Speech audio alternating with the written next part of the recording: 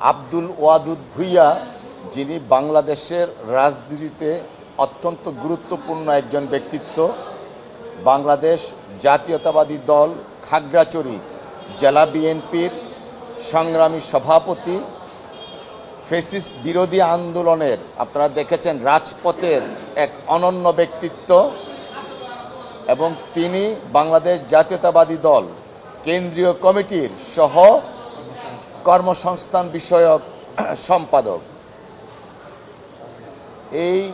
এবং তিনি ওই খাগড়াছড়ি থেকে সাবেক এমপি, নির্বাচিত এমপি। অত্যন্ত দুঃখজনক, আপনারা জানেন 1/11-এর সময় তৎকালীন মঈনুদ্দিন ফখরুদ্দিন সরকারের অন্যতম ভিকটিম হচ্ছেন আমাদের এই আব্দুল ওয়াদুদ ভূঁইয়া সাহেব। তখন জরুরি অবস্থা চলাকালীন সময়ে পাইকারি হারে বিএনপির এমপি মন্ত্রীদেরকে অ্যারেস্ট করে মিথ্যা ভুয়া মামলা দায়ের করেছিল।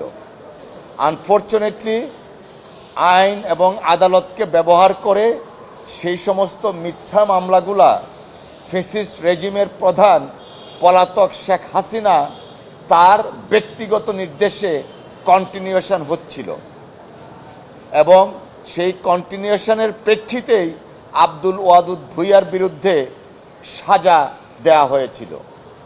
মহামান্য আদালতে আমরা গত কয়েকদিন অ্যাপিল শুনানি করেছি, আজকে জাজমেন্ট হয়েছে। এই জাজমেন্টের মাধ্যমে তিনি মহামান্য সুপ্রিম কোর্টের মাননীয় হাইকোর্ট ডিভিশন থেকে বেকসুর খালাস পেয়েছেন, এবং ওনার যে সহায় সম্পদ কনফিসকেটেড করা হয়েছিল সেইগুলা সেটিসাইড করা হয়েছে। আজকে থেকে জনাব ওয়াদুদ ভূঁইয়া আইনগত প্রক্রিয়ার মাধ্যমে বেকসুর খালাস হয়েছেন দুর্নীতি দমন কমিশন কর্তৃক দায়েরকৃত মামলায়। আপনাদের সকলকে ধন্যবাদ। এটা সম্পদের হিসাব বিবরণী মামলা, যেটা 1/11-এর সময় আমি যেটা বলেছিলাম, বিএনপির সাবেক এমপি এবং মন্ত্রীদের গণহারে গ্রেফতার করা হয়েছিল, এবং গ্রেফতার করে সাথে সাথে সম্পত্তির হিসাব বিবরণী মামলা দেওয়া হয়েছিল, যেইগুলা আইন সিদ্ধ ছিল না। যে মামলায়, যে আইনে মামলাগুলা রুজু করা হয়েছিল, যে প্রক্রিয়া রুজু করা হয়েছিল, সেই প্রক্রিয়াকে ইতিমধ্যে হাইকোর্টে চ্যালেঞ্জ করা হয়েছিল অনেক আগেই।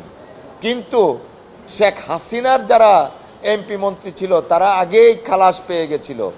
বাট যেহেতু আব্দুল ওয়াদুদ ভূঁইয়া ফ্যাসিস্ট বিরোধী আন্দোলনের নেতৃত্ব ছিলেন, যে কারণে তার মামলা আমরা আপিল শুনানি করতে পারি নাই।